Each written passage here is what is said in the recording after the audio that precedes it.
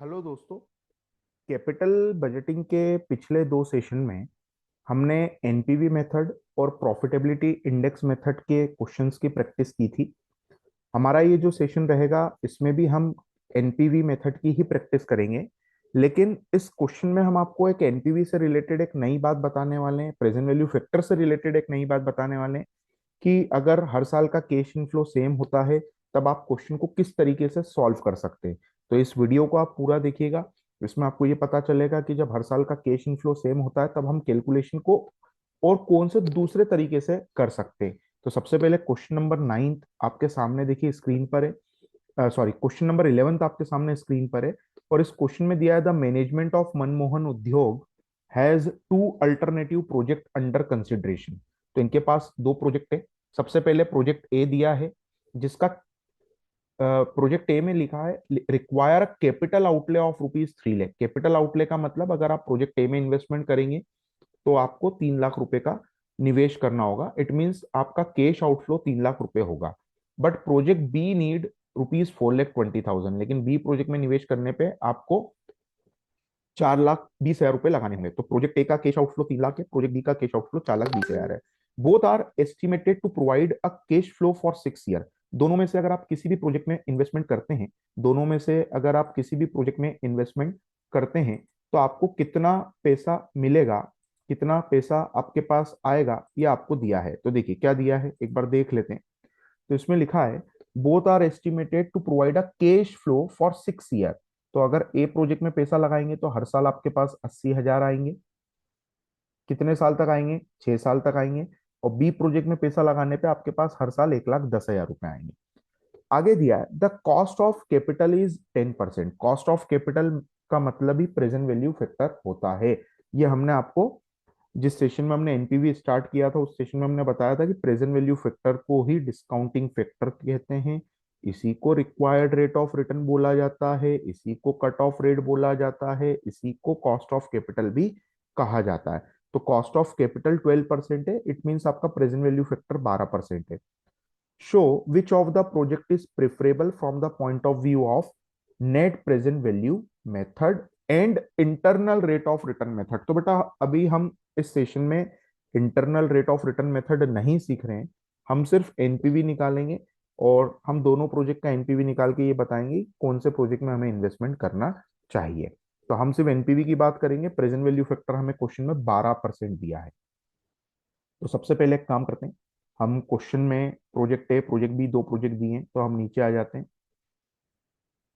नीचे आके सबसे पहले प्रोजेक्ट ए लिखते हैं। तो ये मैंने लिखा सॉल्यूशन। सॉल्यूशन में मैं सबसे पहले लिखूंगा प्रोजेक्ट ए। मैं सबसे पहले प्रोजेक्ट ए लिखूंगा। प्रोजेक्ट ए में हम क्या करने वाले हैं? तो प्रोजेक्ट ए में सबसे पहले हम लिखने वाले हैं कैश आउटफ्लो। क्या लिखने वाले हैं? Cash outflow. कैश आउटफ्लो कितना प्रोजेक्ट ए का? तो देखिए ऊपर आके देखते हैं प्रोजेक्ट ए का कैश आउटफ्लो। तो सेकंड लाइन में देखिए दिख रहा है कैपिटल आउटले ऑफ 3 लाख। तो कैश आउटफ्लो 3 लाख है। ये हमने 3 लाख रुपए लिख दिए। अब आगे बढ़ते हैं।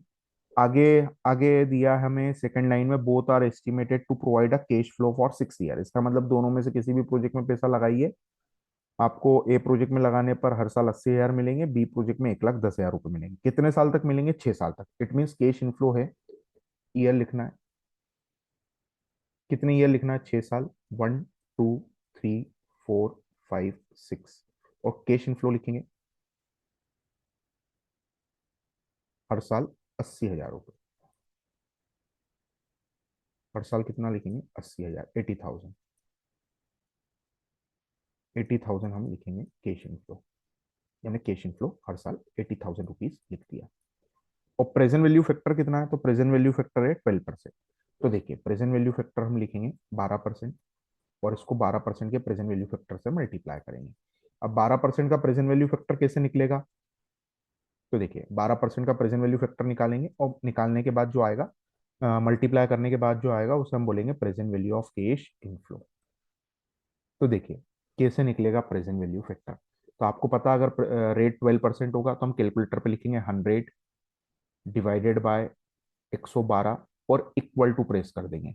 तो जैसे ही आप इक्वल टू प्रेस करेंगे तो फर्स्ट ईयर का प्रेजेंट वैल्यू फैक्टर आएगा 0.893।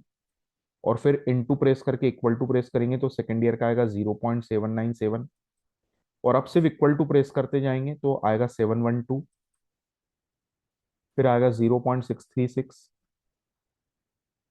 फिर आएगा 0.567। और फिर आएगा लास्ट में 0.507। ठीक है। हो सकता है 507 की जगह 508 आए। मैंने राउंड ऑफ कर दिया है, जो डेसिमल के बाद की थर्ड डिजिट है उसको मैंने राउंड ऑफ करके लिखा है। और राउंड ऑफ मैंने कब किया है, तो राउंड ऑफ मैंने तब किया जब फोर्थ डिजिट मुझे 5 या उससे ज्यादा दिखी है। ठीक है। तो हो सकता है 797 की जगह सेकंड ईयर का 796 के बाद में कुछ हो 5 से बड़ी डिजिट, तो मैंने उसको 797 कर दिया। तो आगे बढ़ते हैं। तो ये प्रेजेंट वैल्यू फैक्टर कैसे निकलता है ये आपको पता है, तो इसे हम लिख देते हैं 0.893, 0.797, 0.712, 0.636, 0.567 और 0.507। तो ये हमने प्रेजेंट वैल्यू फैक्टर लिख दिया। अब हमेशा आप ये बात याद रखिएगा कि कभी भी क्वेश्चन में जो कैश इनफ्लो है, अगर वो हर साल का कैश इनफ्लो सेम है, अगर हर साल का कैश इनफ्लो सेम है, तो आपको कैश इनफ्लो का बार बार प्रेजेंट वैल्यू फैक्टर से मल्टीप्लाई करने की जरूरत नहीं है। आप क्या करें, डायरेक्ट ये जो आपने प्रेजेंट वैल्यू फैक्टर निकाला आप इसका टोटल कर दें। तो इसका आप टोटल करोगे तो आएगा 4.111। ठीक है। अगर आप टोटल लगा के देखेंगे तो 4.112 दिखेगा आपको, 4.112, क्योंकि 7 और 7 14 और 6 20 और 29 32। हाँ, तो 4.112 दिखेगा। मैंने 4.111 लिखा। 4.111 मैंने क्यों लिखा, क्योंकि ये जो मैंने निकाला है 4.111 ये मैंने कैलकुलेटर से निकाला। अब आप सवाल पूछोगे सर कैलकुलेटर से निकालने पे फिर वो अलग क्यों आया, तो बेटा मैंने क्या किया, ये जो टोटल है ना, टोटल भी कैसे निकलता है कैलकुलेटर पे वो भी मैं आपको सिखा देता हूँ। आप क्या करना, आपका प्रेजेंट वैल्यू फैक्टर कितना है, 12% है। तो आप क्या करोगे, 100 को डिवाइड करोगे 112 से, जैसा मैं कर रहा हूँ वैसा आप करो अभी साथ में। 100 को डिवाइड करो 112 से और इक्वल टू प्रेस करो। तो फर्स्ट ईयर का आ गया 0.893, इनटू प्रेस करके इक्वल टू प्रेस करो तो सेकंड ईयर का आ गया। अब सिर्फ इक्वल टू प्रेस करो, थर्ड ईयर का आ गया। सिर्फ इक्वल टू प्रेस करो, फोर्थ ईयर का आ गया। सिर्फ इक्वल टू प्रेस करो, फिफ्थ ईयर का आ गया।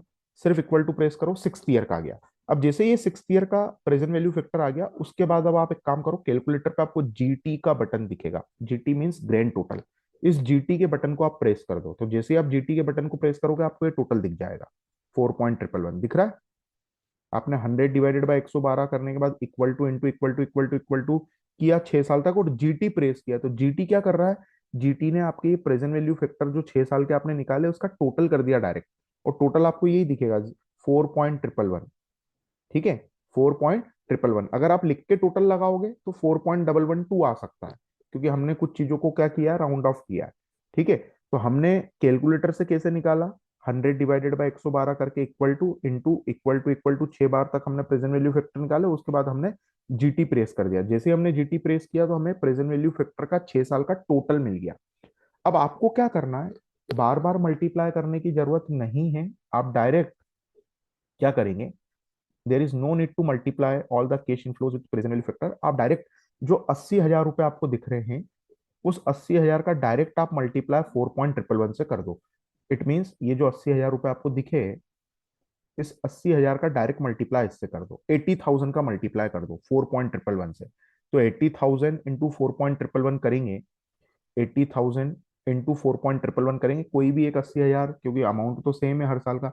80,000 का डायरेक्ट मल्टीप्लाई आप किससे कर दो, 4.111 से। तो 4.111 से मल्टीप्लाई करने पर ये कितना आएगा, तो 4.111 से मल्टीप्लाई करने पर ये आएगा 3,28,000, 3,28,880 रुपए। काम खत्म। तो direct present value of cash inflow आ गया। मैंने क्या किया, 80,000 का मल्टीप्लाई कर दिया, किससे कर दिया, 4.111 से। मैंने ये जो 80,000 रुपए लिखे थे, इस 80,000 को उठाया और उसको लाके मैंने इससे क्या कर दिया, मल्टीप्लाई कर दिया। तो जैसे मल्टीप्लाई किया तो मुझे डायरेक्ट मिल गया 3,28,880 रुपए। और आउटफ्लो कितना है, 3 लाख है। तो एनपीवी निकाल लेते हैं। एनपीवी निकाल लो, नेट प्रेजेंट वैल्यू निकाल लो। तो नेट प्रेजेंट वैल्यू का फॉर्मूला, एनपीवी का फॉर्मूला क्या होता है, एनपीवी का फॉर्मूला है present value of cash inflow minus present value of cash outflow. तो ये हमने फॉर्मूला लगाया और present value of cash inflow में से आउटफ्लो को हमने माइनस किया। 3,28,880 माइनस 3 लाख, सॉल्व करने पे कितना आएगा? 28,880 रुपये। ये एनपीवी आ गया। आप चाहें तो इसका प्रॉफिटेबिलिटी इंडेक्स भी निकाल सकते हैं। एनपीवी जो present value of cash inflow आया उसको आउटफ्लो से डिवाइड कर देना, 3,28,880 रुपये को 3 लाख से डिवाइड कर देना, तो प्रॉफिटेबिलिटी इंडेक्स भी आ जाएगा। पूछा नहीं इसलिए मैं निकाल नहीं रहा हूँ, पिछले 2 सेशन में इसलिए निकाला था क्योंकि आपको सिखाना था। ठीक है, आगे बढ़ते हैं। अब प्रोजेक्ट बी सॉल्व कर लेते हैं। 2 मिनट में प्रोजेक्ट बी सॉल्व हो जाएगा बेटा। प्रोजेक्ट बी को सॉल्व करने में हार्डली हमें 2 मिनट का समय लगेगा। प्रोजेक्ट बी कैसे सॉल्व करेंगे देखिए। सबसे पहले लिखेंगे प्रोजेक्ट बी। प्रोजेक्ट बी, सबसे पहले हम कैश आउटफ्लो लिखेंगे। कैश आउटफ्लो, तो कैश आउटफ्लो हमारा कितना है? आगे बढ़ते हैं, कैश आउटफ्लो देखते हैं। कैश आउटफ्लो है हमारा 4,20,000। तो कैश आउटफ्लो है हमारा 4,20,000 रुपये, ये हमने लिखे। अब हम ईयर लिखेंगे। ईयर, ईयर कितने लिखेंगे हम? 6, 1, 2, 3, 4, 5, 6। कैश इनफ्लो लिखेंगे। कैश इनफ्लो कितना है? तो पढ़ लेते हैं एक बार ऊपर चल के क्वेश्चन में देखकर। तो कैश इनफ्लो देखो तीसरी लाइन में दिख रहा है, 1,10,000 रुपये।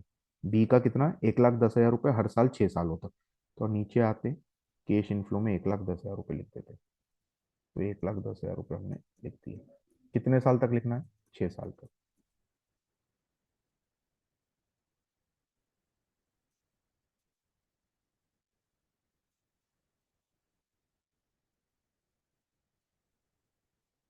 प्रेजेंट वैल्यू फैक्टर 12% से इसको क्या कर देंगे? मल्टीप्लाई। 12% के प्रेजेंट वैल्यू फैक्टर से इसको क्या कर देंगे हम? मल्टीप्लाई। 12% का प्रेजेंट वैल्यू फैक्टर भी ऊपर से ही कॉपी करना है। अब क्योंकि मुझे पता है हर साल का कैश इनफ्लो सेम है, तो या तो मैं 6 साल का पहले ये कॉपी करूं और फिर टोटल लगाऊं, या मैं डायरेक्ट टोटल लिख के मल्टीप्लाई भी कर सकता हूं।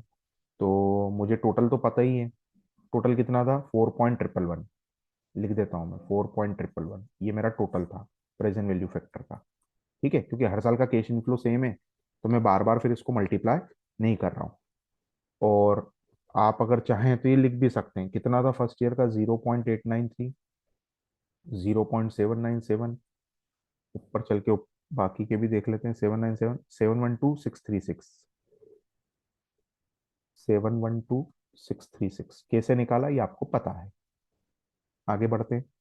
567, 507, तो 0.567 और 0.507 ये हमने लिख दिया। और इसका मल्टीप्लाई कैश इनफ्लो से करोगे तो आपको present value of cash inflow मिल जाएगा। इट मीन्स आपको कुछ भी नया करने की जरूरत नहीं है। कुछ भी नया करने की जरूरत नहीं है। ये आपका कैश इनफ्लो है 1,10,000, और ये आपका प्रेजेंट वैल्यू फैक्टर है। दोनों को मल्टीप्लाई कर दो। मल्टीप्लाई करोगे आपको डायरेक्ट अमाउंट मिल जाएगा। तो डायरेक्ट मैं अमाउंट लिख देता हूँ, 1,10,000 इंटू 4.111 आएगा 4,52,210 रुपये।